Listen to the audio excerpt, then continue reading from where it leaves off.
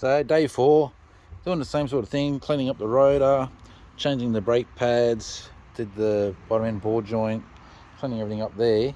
I'm going to do a brake bleed, but before I can press that piston in, just want to show you this. And this is why you don't top up your brake fluid when you see it go on minimum. That means that you got low brake pads, and it's time to change your brake pads. Not time to touch up the fluid. This is your indication of your brakes. So I'm gonna have to drain some of that out before I can squeeze that piston in. All right, just want to show you what I'm doing here.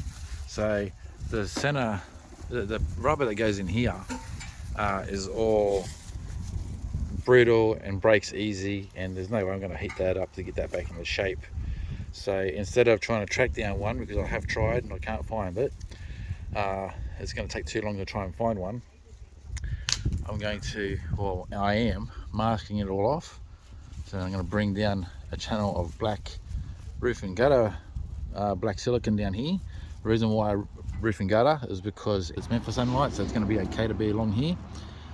And so it doesn't have to do anything else other than just fill in the gap here so it looks good again. So I'm going to silicone it all the way in, and I'm going to bring over a piece of metal to come down and bring the nice shape to it. I'll have to wait for that to dry so I can come down with a razor blade once it's dry and just give it a nice clean cut on the inside, and it should look the part. Okay, I don't have much time to play with this because I'm in the sunlight. It's pretty hot, so I don't want it to get a skin too quickly. But I just want to show you, I'm spraying WD-40 on it, so that allows me to then touch it so I can smooth it wherever it's a bit rough and make it look nice.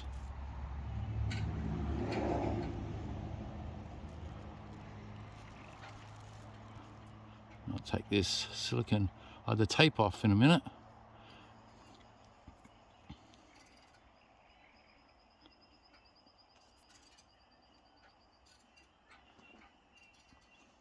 You could use soapy water as well.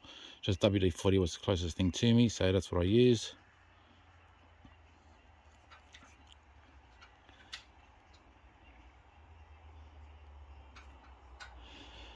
Okay.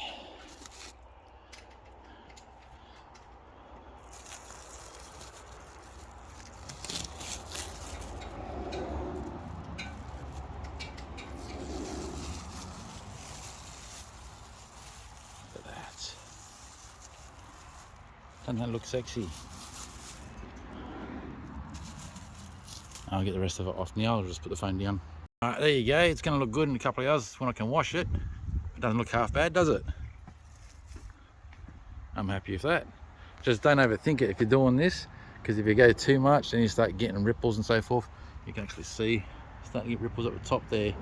So it's, don't try and do too much. Once you've got it on, that's it. And I'll show you what I went over it with to try and get a bit of a curve to the silicone as well. So that's what I used there. I just curved it so I could try and get a shape as I moved it, and as I was coming along, I wasn't going flat like that. I was picking one like just enough, a little bit, so get a nice lip and get a nice smooth run on it. And I don't have the steadiest of hands, but I didn't do too bad a job. That little trick what I did there should come in handy for someone out there. And just to make sure, I didn't just fill up with silicone in there. I didn't mention that I cleaned out the whole channel first. I used Windex glass cleaner first to clean out as much as I could. Then I gave it another good degrees, gave it a good scrub to try and get all the rubbish I could get from in there out before laying the silicone to make sure that stays in place. So just draining the oil. I'm going to drop the sump, redo the gasket, and straighten up these dents as well in the sump. Righto, so the sump's in. Had the van running for a while, no leaks, so she's right to go there. Gonna do the exhaust and universal joints next, the next time I come here. Yeah, still got a couple of things to go, nearly there. Oh, thanks for watching, and I'll catch you on the next one. Cheers.